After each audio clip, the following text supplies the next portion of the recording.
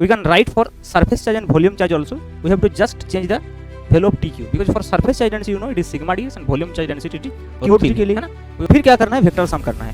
For example अगर e1 का direction इधर है, e2 का डायरेक्शन ऐसे है, e3 का डायरेक्शन ऐसे है, तो finally what will be the electric field. अगर हम सारे चार्ज को एक साथ कंसीडर करेंगे तो यहाँ कितना इलेक्ट्रिक फील्ड होगा, ये तो इंडिविजुअल है ना, तो सारे चार्ज को अगर हम एक साथ कंसीडर करेंगे तो इसमें जो इलेक्ट्रिक फील्ड होगा that is the superposition of all this electric field, यानी कि vector sum. So that is, अब देखो इधर 2e है इधर e है, तो फाइनल इधर बनेगा ना e, है कि नहीं। सिमिलरली देखो इधर e है इधर 2e है, तो फाइनल इधर बनेगा e, 2e माइनस e, सो इधर बनेगा ऐसे e।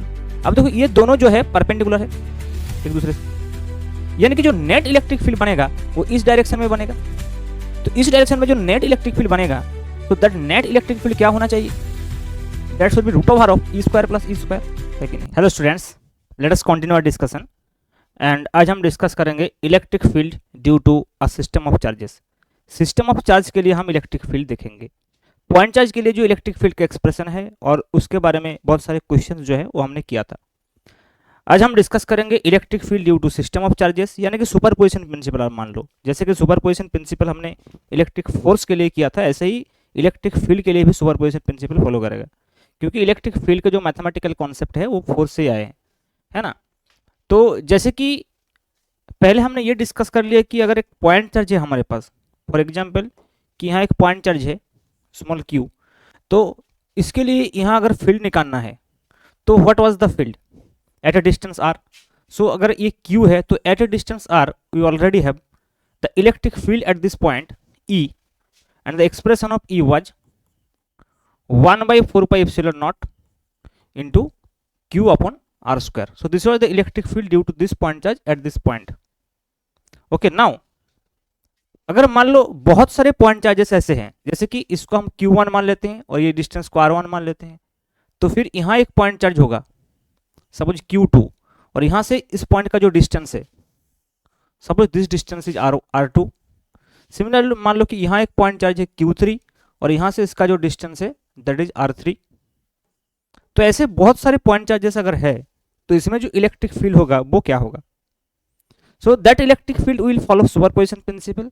So electric field due to q1 here we have to find out as this is the electric field, so we can write it e1, है ना। तो इसको अगर वेक्टर लिख देंगे ऐसे तो it will be r1 square and r1 cap. So this is the electric field due to q1। Similarly, we have to find out the electric field due to Q2 individually. So, what is the electric field due to Q2? That is again E2 equal to 1 by 4 pi epsilon naught into, so it is Q1, so it is Q2 upon R2 square into R2 cap. ऐसे मिलेगा Q3 के लिए। फिर क्या करना है, vector sum करना है। फॉर एग्जाम्पल अगर E1 का डायरेक्शन इधर है, E2 का डायरेक्शन ऐसे है, E3 का डायरेक्शन ऐसे है, तो finally what will be the electric field. अगर हम सारे चार्ज को एक साथ कंसीडर करेंगे तो यहाँ कितना इलेक्ट्रिक फील्ड होगा, ये तो इंडिविजुअल है ना, तो सारे चार्ज को अगर हम एक साथ कंसीडर करेंगे तो इसमें जो इलेक्ट्रिक फील्ड होगा that is the superposition of all this electric field, यानी कि vector sum. So that is, अगर इसमें E3 हम लिख देते हैं for example, so it is 1 by 4 pi epsilon naught Q3 upon R3 square into R3 cap. So E net क्या होगा, देखो E vector will be nothing but E1 vector plus E2 vector plus E3 vector plus dot dot, अगर n number of charge से तो इसमें हम final लिख सकते हैं En vector. So this is the final expression and we have to put the value here. Okay, so if we put the value what we will get, you can see. So E जो होगा, so what is E1, E1 is nothing but 1 by 4 pi epsilon naught Q1 by R1 square into R1 cap plus E2 क्या था 1 by 4 pi epsilon naught into Q2 upon R2 square into R2 cap plus 1 by 4 pi epsilon naught into Q3 upon R3 square into R3 cap plus dot dot n number तक चलेगा, यानी कि nth term जो होगा that is 1 by 4 pi epsilon naught Qn upon Rn square into Rn cap, है ना। अब देखो इसको हम ऐसे समेशन फॉर्म में भी लिख सकते हैं, जैसे कि 1 by 4 pi epsilon naught ये कॉमन हो गया, summation Qi upon Ri square into Ri cap I equal to 1 to n। So ऐसे हम इसको लिख सकते हैं फॉर वेरियस पॉइंट चार्जेस, है ना। लेकिन इंस्टेड ऑफ पॉइंट चार्ज, अगर हम मान लो कि यहाँ एक कॉन्टिन्यूअस चार्ज है, तो इसमें फील्ड क्या होगा, इलेक्ट्रिक फील्ड क्या होगा। So we can find the electric field due to continuous charge distribution also, and the concept is same। okay, so in that case we have to take small charge element, जैसे कि for example यहाँ Q1 Q2 Q3 था ना, इसकी वजह से अगर suppose मान के चलो कि यहाँ ऐसे एक लाइन है और इस लाइन के ऊपर कंटिन्यूअस चार्ज डिस्ट्रीब्यूटेड है, इस लाइन के ऊपर चार्ज जो है वो कंटिन्यूअसली ऐसे डिस्ट्रीब्यूटेड है, and we have to find out electric field at a point R here at this point. So इसमें हम क्या करेंगे, देखो जैसे कि फॉर एग्जांपल यहाँ एक स्मॉल लेंथ यानी कि dl कंसीडर करेंगे, जिसमें चार्ज हो गया dq। अब देखो अगर इसका लिनियर चार्ज डेंसिटी लैम्डा है, so what is the expression of lambda, we know that will be equal to dq upon dl। so we can write dq in terms of lambda। so dq is the small charge element which we can write in terms of dl and lambda। now what is the electric field here for this small dq के लिए electric field जो होगा that is de, and de will be 1/4 pi epsilon naught into dq upon r square into r cap। so this is the de vector here। now if you take, because if this is r vector then here r cap, but similarly if we take another dq here, so the direction of electric field is in this direction, here direction of electric field is in this direction। so here r cap is variable, it is not constant, as well as r is also variable, है ना, क्योंकि different point से इसका distance different होगा। अब देखो तो what will be the net electric field, we have to integrate. So net electric field at point p, suppose इसको हम पॉइंट p मान लेते हैं। so net electric field at point p, net electric field at point p क्या होगा, देखो that is integration of d, है ना, that will be e। so if you substitute the value over here, so you will get 1/4 pi epsilon naught, ये तो constant बन जाएगा। अब देखो dq will be lambda dl upon R square into R cap, इसको integration ऐसे कर सकते हैं, यानी कि फाइनल एक्सप्रेशन हम ऐसे लिख सकते हैं 1/4 पाई एप्सिलॉन को मैं बाहर लिखता हूँ, इंटीग्रेशन के अंदर इसको lambda dl upon R square into R cap बोल देता हूँ। अब देखो लैम्डा अगर कांस्टेंट है तब ये बाहर आएगा, अदरवाइज तो लैम्डा अंदर ही रहेगा।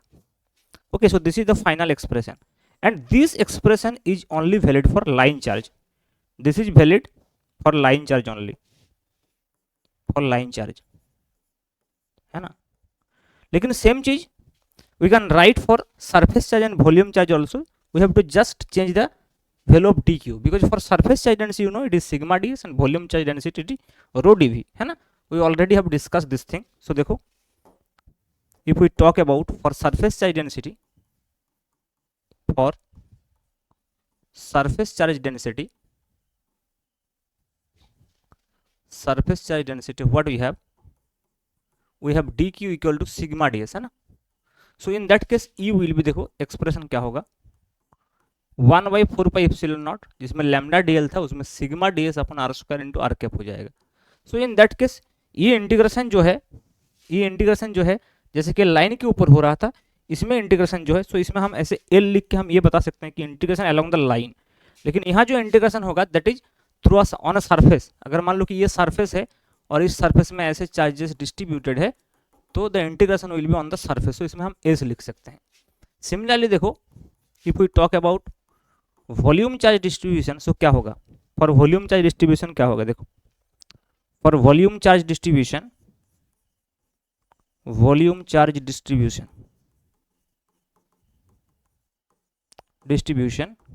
ई जो होगा that will be equal to 1/4 pi epsilon not.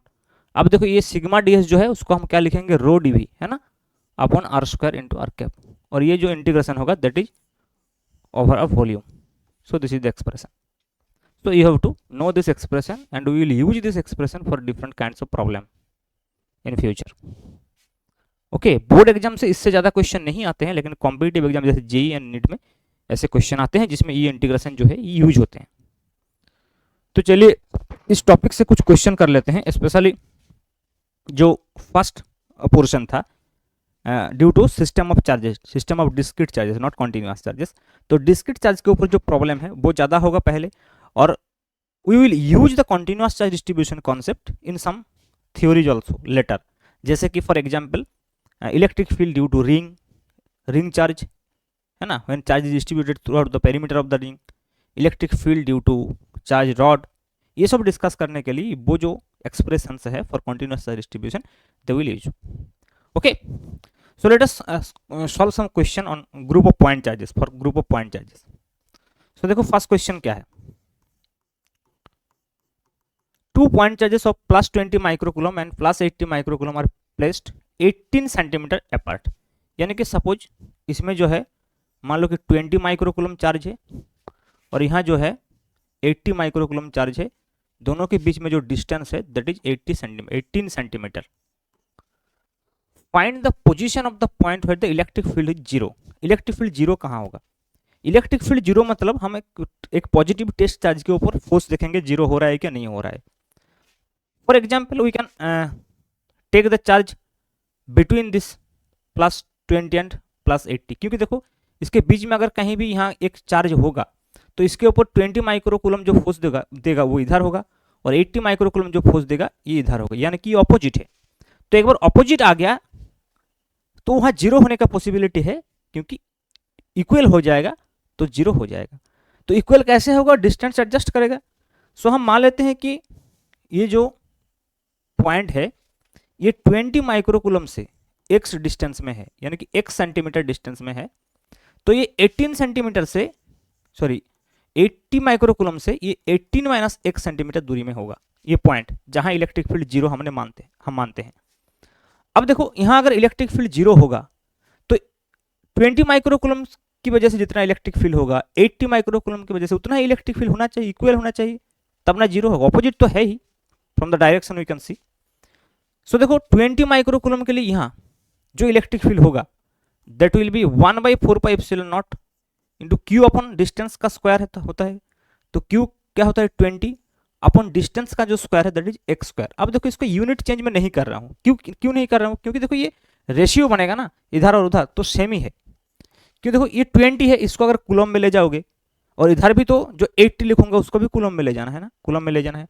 Similarly x को भी सेंटीमीटर से मीटर में ले जाओगे तो 18 माइनस एक्स को भी ले जाना है, तो वो कट जाएगा। तो ऐसे क्वेश्चन में अगर देखोगे ना तो एक इक्वेशन का दोनों साइड में अगर सेम क्वांटिटीज है तो उसका यूनिट चेंज करने की जरूरत नहीं है। जैसे कि यहाँ लिखूंगा हम 80 और नीचे क्या लिखूंगा देखो 18 माइनस एक्स का होल स्क्वायर, यानी कि ये दोनों देखो ये भी क्यू ये भी क्यू, तो अगर इसका भी यूनिट चेंज करोगे तो इसका भी करोगे ना तो कट जाएगा। सिमिलरली ये डिस्टेंस इसका भी चेंज करोगे इसका भी चेंज करोगे तो कट जाएगा, तो जरूरत नहीं है। अच्छा इसमें 1/4πε0 मैं लिख ही देता हूँ, ये भी लिखने का जरूरत नहीं था क्योंकि ये कट जाएगा 1/4πε0। सो ये कट गया देखो, तो इसमें भी अगर कर देते हैं तो ये 4 हो जाएगा। तो ये बन गया देखो 1/x² equal to 4/18 minus x का होल स्क्वायर। इसको स्क्वायर रूट ले लो तो ये हो जाएगा 1/x equal to 2/18 minus x. अब देखो क्रॉस मल्टीप्लाई करोगे तो कितना आएगा 18 minus x equal to 2x, है ना। 18 minus x equal to 2x, देखो क्रॉस मल्टीप्लाई करो तो 18 इक्वल टू 3x, यानी कि x इक्वल टू 6 सेंटीमीटर। तो ये सेंटीमीटर में आएगा क्योंकि हमने ये सेंटीमीटर में लिखे थे, तो x इक्वल टू 6 सेंटीमीटर आएगा। और इसको देखो मीटर में आंसर दिया है तो 0.06 मीटर आंसर हो जाएगा। क्लियर? तो very simple question but you have to use the logic to simplify the calculation. चलो करते हैं नेक्स्ट क्वेश्चन। नेक्स्ट क्वेश्चन भी देखो 2 पॉइंट चार्ज का ही क्वेश्चन है। -16 microcoulomb and +80 microcoulomb are placed 14 centimetre apart. इसमें एक चार्ज को माइनस दे दिया, देखो -16 माइक्रोकुलम और दूसरा चार्ज दे दिया +80 माइक्रोकुलम और 14 सेंटीमीटर अपार्ट, यानी कि ये डिस्टेंस जो है 14 सेंटीमीटर का है। At what distance from the -16 microcoulomb charge is the electric field zero. तो -16 माइक्रोकूलम से कितना दूरी में इलेक्ट्रिक फील्ड जीरो होगा वो हम निकालेंगे। अब देखो इसमें प्रॉब्लम ये है कि ये जो पॉइंट है, फील्ड पॉइंट जो है वो -16 एंड +18 के बीच में नहीं हो सकते हैं। क्यों? क्योंकि देखो अगर हम यहाँ एक पॉइंट चार्ज, एक पॉजिटिव टेस्ट चार्ज को लेते हैं तो इसके ऊपर जो -16 माइक्रोकूलम फोर्स लगाएगा, यानी कि इलेक्ट्रिक फील्ड इसके ऊपर होगा, इस पॉइंट में वो इधर होगा। तो +80 माइक्रोकूलम के लिए भी तो इलेक्ट्रिक फील्ड इधर ही होगा ना, क्योंकि -16 नेगेटिव है तो इसको इधर खींचेगा, ये पॉजिटिव है तो इसको रिपील करेगा। तो दोनों का डायरेक्शन सेम हो गया, यानी कि यहाँ नहीं हो सकता है। अब देखो यहाँ क्या होगा, यहाँ तो +80 है, तो यहाँ अगर पॉइंट को हम मानते हैं, मतलब इस लाइन के ऊपर मानते हैं, तो -16 अट्रैक्ट करेगा लेकिन +80 जो है वो रिपील करेगा। लेकिन यहाँ भी नहीं हो सकता है क्योंकि -16 जो है बहुत छोटा चार्ज है, इतना दूर से वो 80 माइक्रोकूलम का जो फील्ड है उसको नॉलिफाई नहीं कर पाएंगे।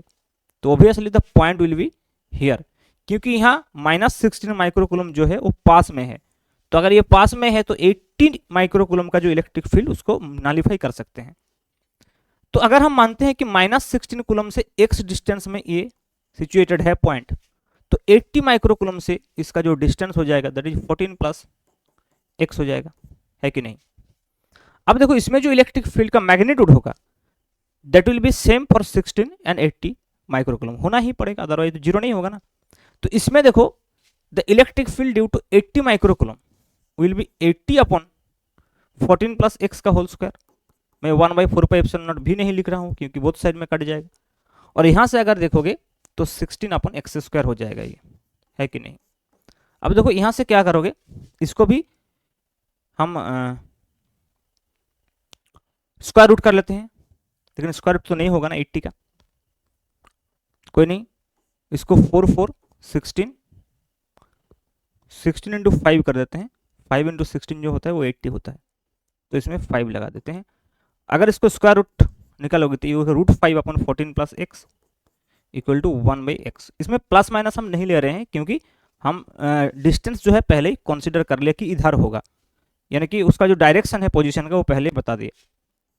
तो देखो इसमें भी अगर हम क्रॉस मल्टीप्लाई करेंगे तो it will be just √5x equal to 14 + x, यानी कि √5 - 1 × x इक्वल टू 14। सो यहाँ से x निकल जाएगा, सो x will be 14 upon √5 - 1 centimetre. ये निकाल लेना, फिर इसको मीटर में ले जा सकते हैं, या फिर सेंटीमीटर में ही आंसर है। देखो ये आंसर आ जाएगा if you calculate this. Okay, चलो करते हैं next question.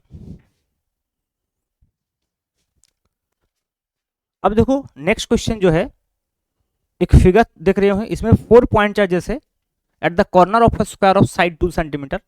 Find the magnitude and direction of the electric field at the centre O of the square if Q is equal to 0.02 microcoulomb, यानी कि capital Q का charge given है। अब देखो electric field निकालना कहाँ है, सेंटर में निकालना है। देखो इलेक्ट्रिक फील्ड निकालना है इस पॉइंट पे, सेंटर पे, है ना। अब इसका डायरेक्शन कैसा होगा पहले ये देखो, ये डिस्टेंस तो सारे सेम है क्योंकि ये स्क्वायर है, स्क्वायर का साइड भी बता दिया, साइड 2 सेंटीमीटर में पहले इसको A मान लेता हूं। तो ये कितना होगा बताओ, पहले बताओ ये AO जो है वो क्या बनेगा, दैट विल बी, ये पूरा होता है √2a, तो ये हो जाएगा देखो √2a upon A, and that will be A upon √2, और ये सेम होगा for OD, AO equal to OC equal to OD equal to OB, distance same है A अपॉन √2। अब देखो इसमें -2q है, इसमें -q है, ध्यान से देखो -2q के लिए इसमें जो इलेक्ट्रिक फील्ड होगा वो इधर होगा, और -q के लिए जो इलेक्ट्रिक फील्ड होगा वो इधर होगा, क्योंकि -q इसको इधर खींचेगा, -2q इधर खींचेगा। अगर -q के लिए इलेक्ट्रिक फील्ड इधर E है, सोचो, तो -2q के लिए इधर इलेक्ट्रिक फील्ड 2E होगा मैग्नीट्यूड, क्योंकि चार्ज के प्रोपोर्शनल होते हैं, ये डिस्टेंस तो सेम है। सिमिलरली देखो यहाँ +2q के लिए जो इलेक्ट्रिक फील्ड का डायरेक्शन होगा वो इधर होगा, +q के लिए इधर होगा। तो +q के लिए अगर E है तो +2q के लिए इधर 2E होगा। अब देखो जो फाइनल इलेक्ट्रिक फील्ड बनेगा उसका डायरेक्शन कैसा होगा, ये पॉइंट है O पॉइंट, मैं यहाँ बना रहा हूँ। अब देखो इधर 2e है, इधर e है, तो फाइनल इधर बनेगा ना e, है कि नहीं। सिमिलरली देखो इधर e है, इधर 2e है, तो फाइनल इधर बनेगा e, 2e माइनस e, सो इधर बनेगा ऐसे e। अब देखो ये दोनों जो है परपेंडिकुलर है एक दूसरे से, यानी कि जो नेट इलेक्ट्रिक फील्ड बनेगा वो इस डायरेक्शन में बनेगा। तो इस डायरेक्शन में जो नेट इलेक्ट्रिक फील्ड बनेगा, so that net electric field क्या होना चाहिए, that should be root over of E square plus E square, है कि नहीं, and that should be equal to √2e, ये होगा फाइनल। अब देखो इसका मैग्नीट्यूड निकालना है, तो e का जो मैग्नीट्यूड है वो क्या होना चाहिए बताओ।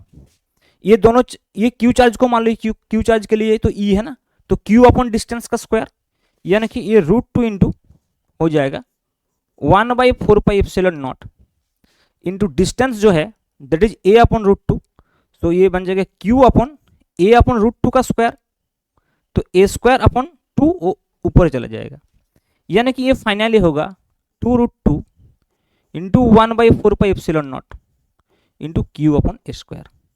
इसको अगर कैलकुलेशन करोगे ना तो आंसर मिल जाएगा। अब देखो इसमें q कितना लिखना है, q तो गिवन है ना 0.02 माइक्रोकूलम, सो q क्या लिखोगे 0.02 इंटू 10⁻⁻6 कूलम, और डिस्टेंस क्या लिखोगे 2 सेंटीमीटर है, तो इसको हम लिख देते हैं, मतलब a का जो वैल्यू है 2 इंटू 10⁻⁻2 मीटर। समझ में आ गया। तो देखो और पैरेलल टू साइड BA, देखो BA कहाँ है, देखो BA, तो BA का पैरेलल हुआ है डायरेक्शन, तो डायरेक्शन को तो डायरेक्शन तो BA का पैरेलल हो ही गया है ना। तो डायरेक्शन अगर BA का पैरेलल है और मैग्नीट्यूड यहाँ से निकाल जाएगा, बस इसका वैल्यू पुट कर देना, और 1/4π9 × 10⁻9 पुट कर दोगे तो ये एग्जैक्ट वैल्यू आ जाएगा। क्लियर। चलो करते हैं नेक्स्ट क्वेश्चन।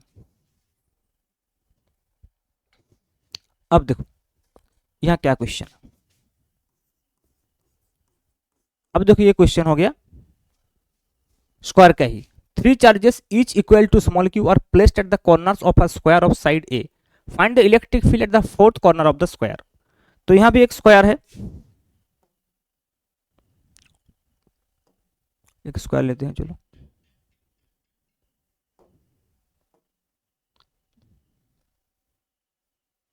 कहाँ है सेफ,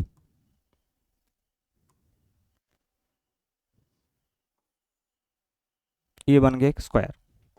अब देखो इसमें क्या बोल रहे हैं, 3 चार्ज ईच q, ये भी q है, ये भी q है, ये भी q है, साइड हो गया a हो गया side. Find the electric field at the fourth corner of the square, यहाँ इलेक्ट्रिक फील्ड निकालना है। अब मुझे ये बताओ, ये q के लिए जो इलेक्ट्रिक फील्ड होगा वो इधर होगा E, और ये q के लिए जो इलेक्ट्रिक फील्ड होगा वो भी इधर होगा E, दोनों सेम होगा। क्यों सेम होगा, क्योंकि देखो चार्ज भी सेम है और डिस्टेंस भी सेम है, चार्ज भी सेम है और डिस्टेंस भी सेम है, तब ये दोनों मिलाकर यहाँ इस डायरेक्शन में कितना इलेक्ट्रिक फील्ड बनाएगा √2a। अब बताओ ये स्मॉल q जो है यहाँ से यहाँ का डिस्टेंस जो है वो कितना है, अभी बताया √2a, और इसके वजह से जो इलेक्ट्रिक फील्ड बनेगा इन दोनों से अलग बनेगा, तो इसको हम E' मान लेते हैं, लेकिन ये इस लाइन में ही बनेगा। तो नेट इलेक्ट्रिक फील्ड देखो क्या बनेगा, ये जो पहले था √2e प्लस E'। अब बताओ E का वैल्यू क्या है, E का value q upon a square, तो इसमें हो जाएगा √2 into 1/4πε0 into q upon a square, plus देखो E' के लिए हम क्या लिखेंगे 1/4πε0 इंटू q अपॉन ये डिस्टेंस हो गया √2 का होल स्क्वायर, यानी कि 2a स्क्वायर। तो देखो √2 अपॉन 2 को हम बाहर लिख देते हैं, सॉरी 1/4π q अपॉन स्क्वायर को हम कॉमन ले लेते हैं, तो ये हो जाएगा √2 प्लस 1/2, देखो इंटू आ जाएगा 1/4πε0 into q upon a square. हाँ तो देखो इसको अगर हम थोड़ा सा मॉडिफाई करें तो क्या होगा, तो ये हो जाएगा 2√2 प्लस 1/2 हो रहा है, ये तो आंसर गलत है, ठीक है, ये आंसर होगा 1/4πε0 into q upon a square, ये आंसर होगा। ठीक है, इसमें आंसर गलत है, कुछ प्रॉब्लम्स तो लग रहे हैं, ठीक है, ये होगा आंसर इसका, या फिर √2 प्लस हाफ आप ऐसे भी लिख सकते हो, ऐसा कोई दिक्कत नहीं, क्योंकि √2a का होल स्क्वायर जो 2a स्क्वायर होता है, और यहाँ तो 1/4 पे एप्सिलॉन नॉट इंटू क्यू पे स्क्वायर है। सही है ये कैलकुलेशन, ओके। इसमें कुछ प्रॉब्लम है आंसर। चलो नेक्स्ट क्वेश्चन करते हैं। हाँ, अब देखो सेम टाइप ऑफ क्वेश्चन, देखो इसमें भी ये जो है ना प्रॉब्लम है आंसर में कुछ। चलो देखते हैं। 4 charges plus Q minus square placed respectively at the 4 corners of a square of a side A, find the magnitude and direction of the electric field at the centre of the square. ठीक है, फिर भी हम square लेते हैं।